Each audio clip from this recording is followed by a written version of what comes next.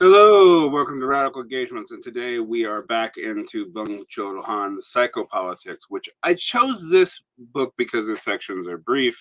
I'm not doing the whole book, but I can do complete thoughts by covering sections.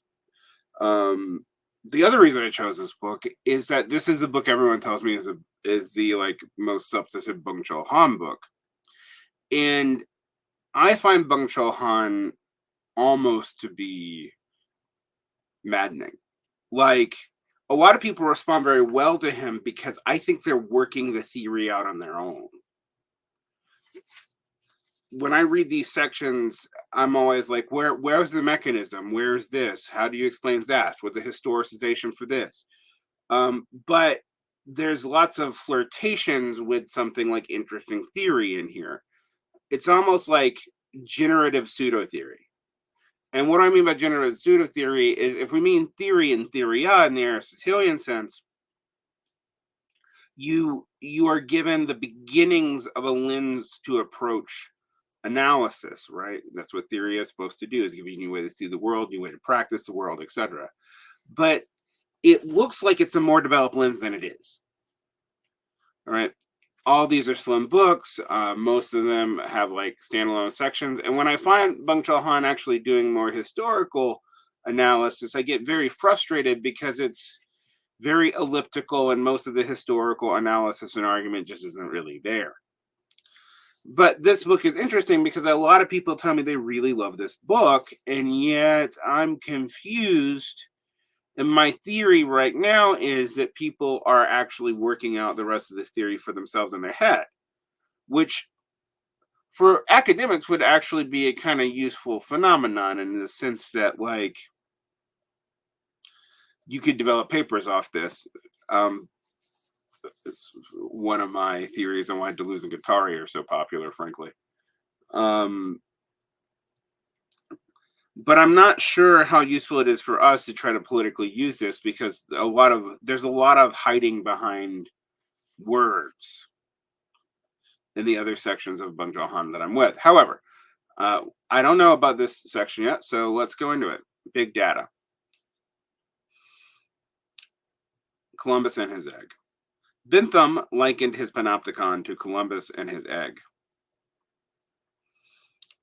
Citation: Jeremy Bentham, Panopticon Writings, Verso, 1995.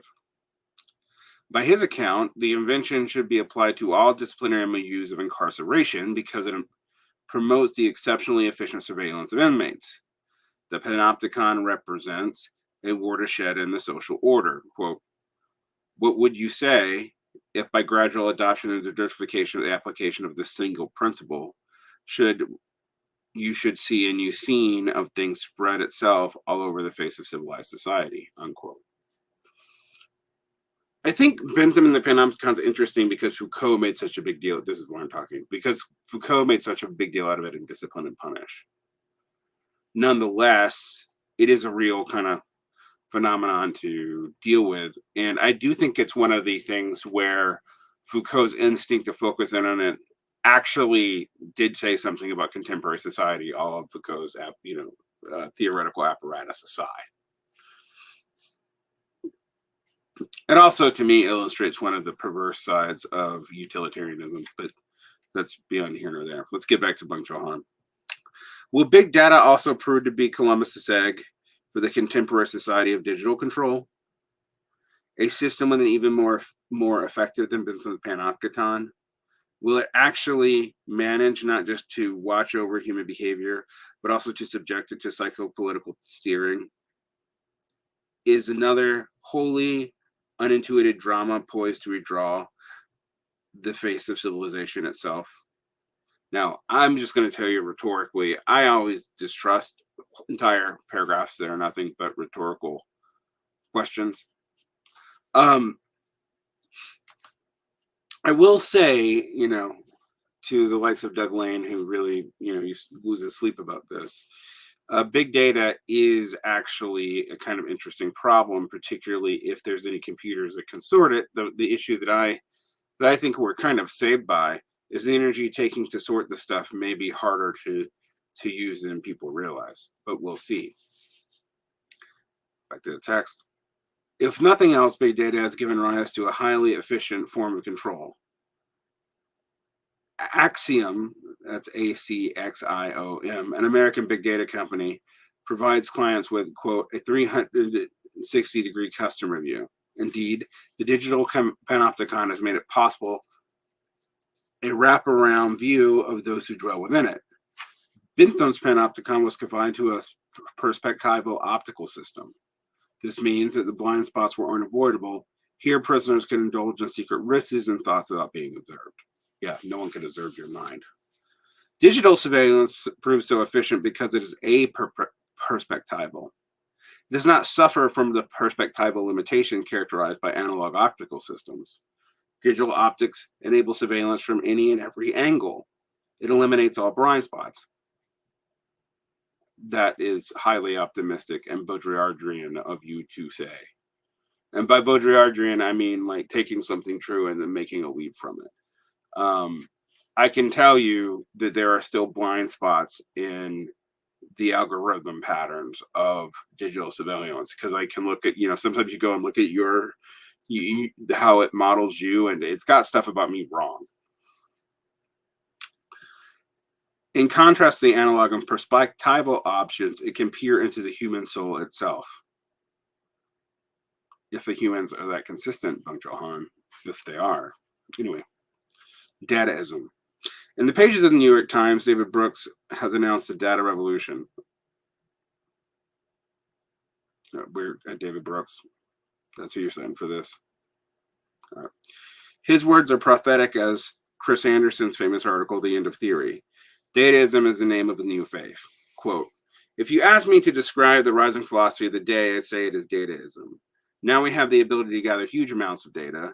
The ability seems to carry with it a certain cultural assumptions that everything can be measured, that should be measured, that data is a transparent and reliable lens that allows us to filter out emotionalism and ideology, that data will help us do remarkable things. It's like foretell the future. The data revolution is giving us wonderful ways to understand the present and the past. Quoted David Brooks, The Philosophy of Data, February 2013.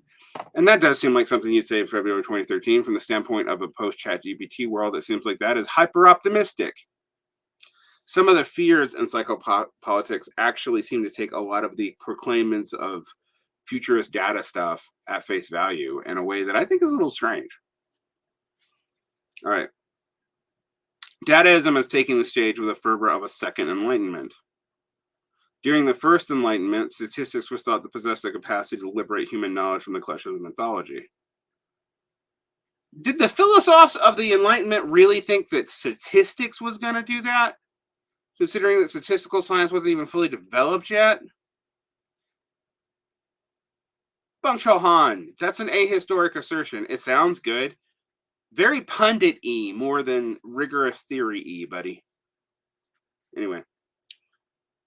In fact, I would love for you to actually cite something to back that up.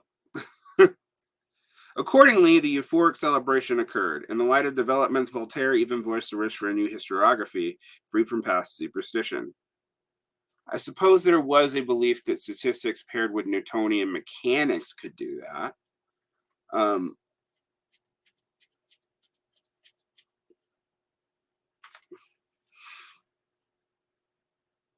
So we do have a kind of a citation. It's actually an anecdote though, and the source is not given. Statistics, as he put it, quote, now we have a source, but it's actually a secondary source. Interesting. Statistics, as he put it, offers, quote, an object of curiosity for anyone who would like to read history as a citizen and as a philosopher. However, that statistics is not in the quote. It's not quoted as being in that original quote. Interesting. And the source is not Voltaire himself, not the primary source. The source is that it is quoted in Ulrich Kampa's The Game of Probability, Literature and Calculation from Pascal to Kleist, translated by Elwood H. Wiggins, Stanford University Press, 2012.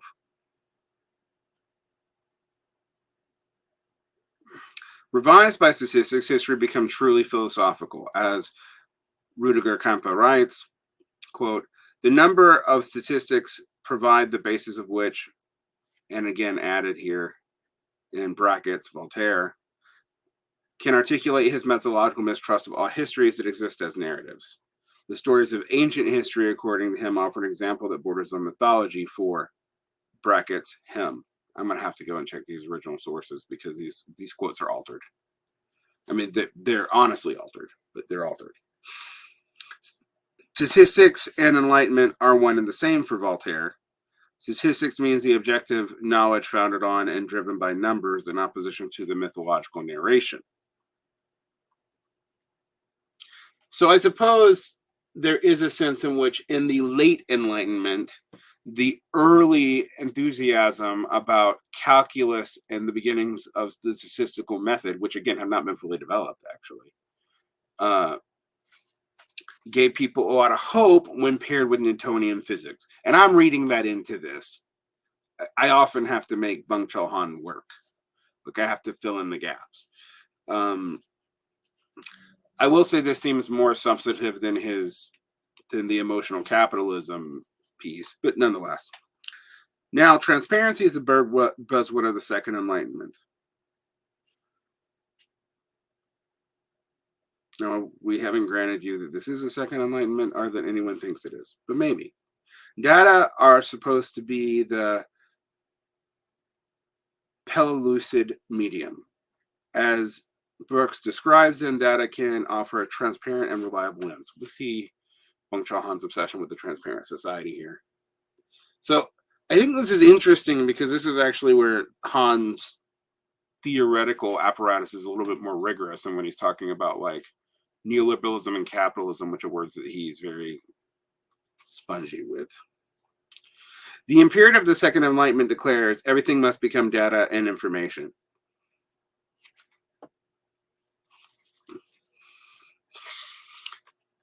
I mean, if that's true, this is actually something that goes back to the 1970s with the idea of information theory, that everything was information. Anyway, back to the text.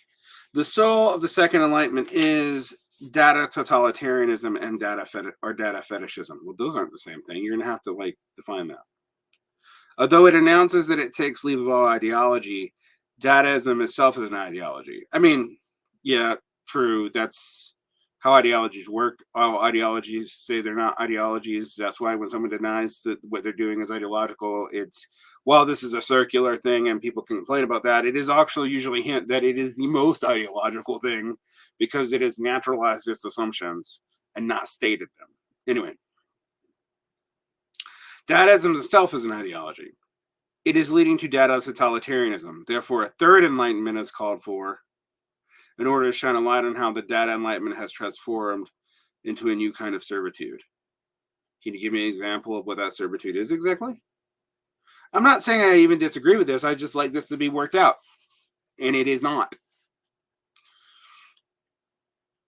Big data is supposed to be freeing knowledge from the subjective arbitrariness. By this logic, intuition does not represent a higher form of knowing. Instead, it represents something merely subjective, a stopgap compensating for the shortage of objective data. I've actually got to talk about the data psychologists who actually say the opposite of that, that intuition itself is highly trained. It's just not something that you're conscious of. This actually seems to have a mystified notion of what intuition is more than it has a... Anyway. In a complex situation, the argument goes intuition is blind. That's a straw person argument. Han. The mistrust even extends to theory, which is suspected of being an ideology. If enough the data are available, it should prove superfluous as well. Good luck with that.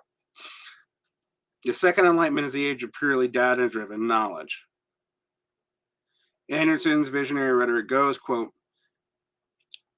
out with every theory of human behavior from linguistics to sociology. Forget taxonomy, ontology, and psychology. Who knows why people can do what they do? The point is that they do it, and that we can measure it with unprecedented fidelity. With enough data, the numbers speak for themselves. Chris Anderson, The End of Theory, Wired, 2008. I'm just going to point out that none of this is new. That's mid-century behavioralism. It is. That's what Skinner thought. That we don't need to know how any of the human social being works. We don't need to know any of that because we can just monitor behavior and plug in inputs to change it. It was Dataism, and it predates the computer stuff. And I guess, this doesn't disprove Hong's point. I'm just saying he seems to think that this is somehow an extremely new modern enlightenment. And I'm like, no, we were talking about this in the mid of the 20th century from the 50s and the 60s forward. Cognitivism actually won, not behavioralism. And the big data people are kind of regressing back to that. But they want to do that because the cognitivist modifications to human thought actually don't just endanger behavioralism, they also endanger some of the assumptions of early cybernetics, as I've talked about before as well. And this book just kind of skips over all that. I mean, admittedly, this is like this is one of the largest chapters in the book, but this is a short piece nonetheless.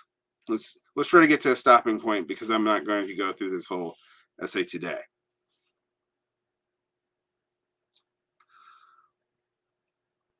The medium for the first enlightenment was reason. Define that. I mean, this is not Byung-chul Han part. This is a problem in general. Is like you start looking at reason, you realize reason breaks down into different kinds of reasons. And someone like Max Weber talked about this. However, imagination, corporality, and desire were repressed in its name. I love the hypostaticizations. I've become very aware of it reading like Marx and seeing how he doesn't do this as much.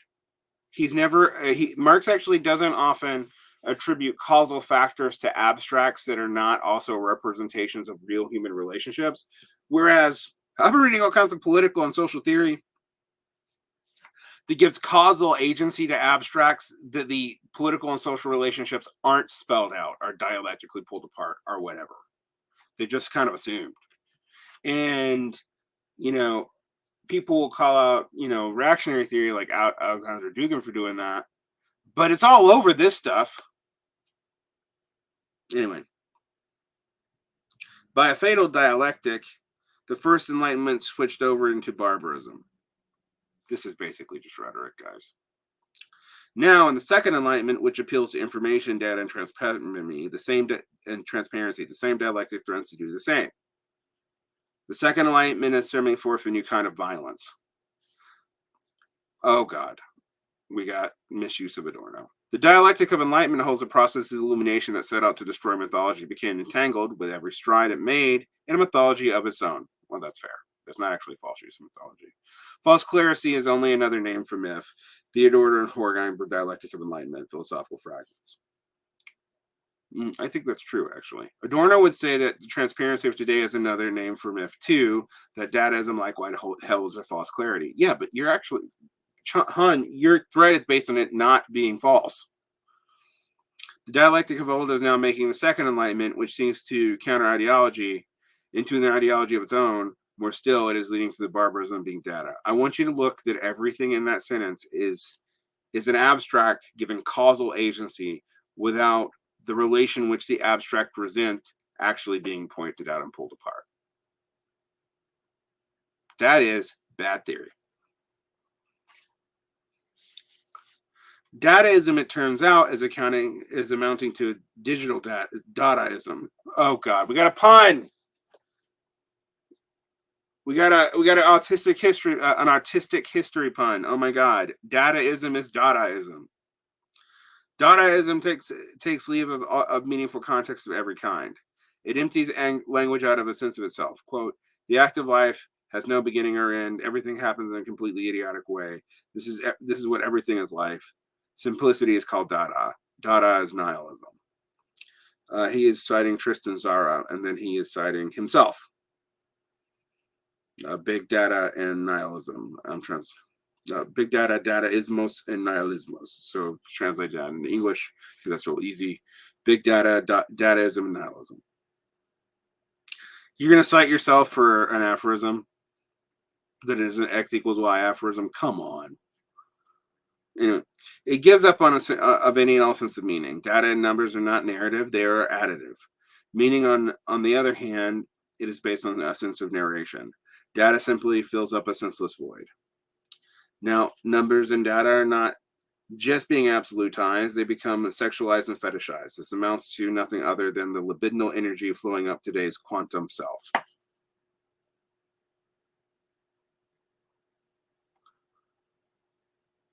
Abstraction, abstraction sexualized, abstraction removed from humanity has a libidinal energy into another abstraction. I want you to notice the formal structure of that move.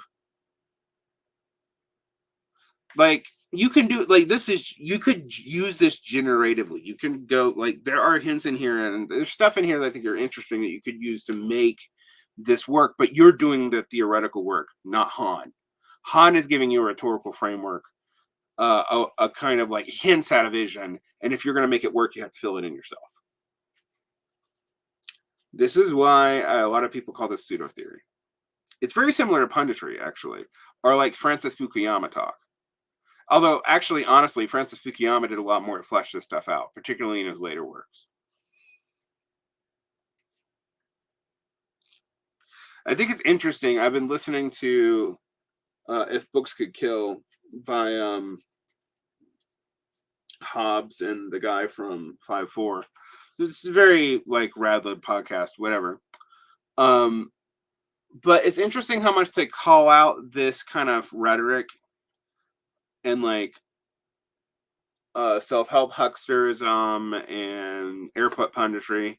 But what's funny is you read this and you're like, no, like theorists are getting away with this now. Academically respected theorists are getting away with this now. This is not that different from airport punditry. All right. On the whole, Dataism is explaining libidinous, indeed pornographic traits. So we have these, this is a rhetorical stacking of negative traits without it being really shown how data is equal to pornography, because the libidinal energy is not actually defined, nor is the relationship behind it clarified. It's just assumed and given causal agency.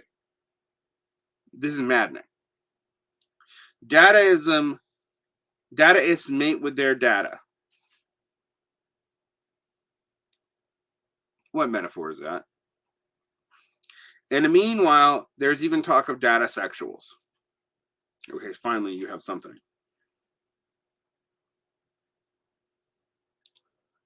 They are relentlessly digital and consider data sexy. And then it was Eugenie Morozov, who I like, actually.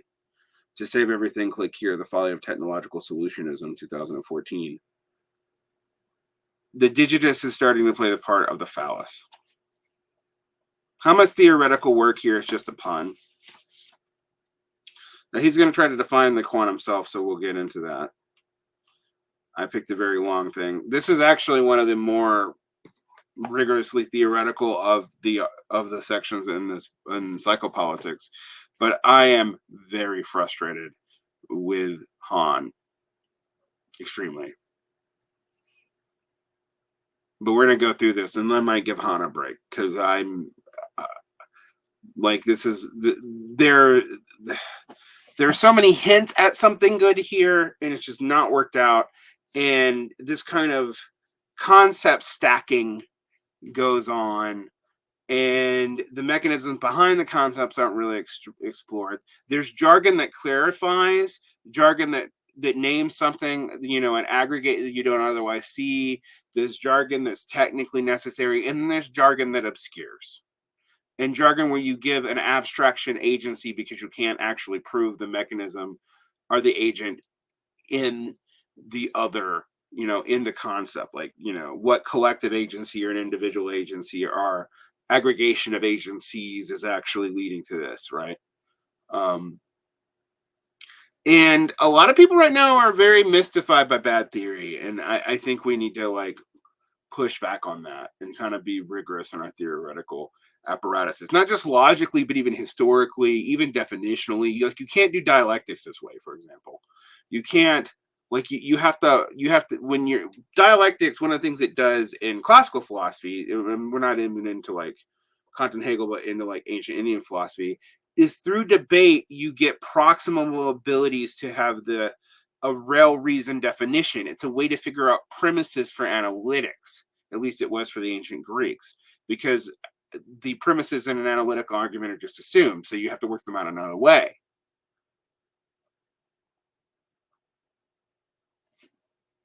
All right.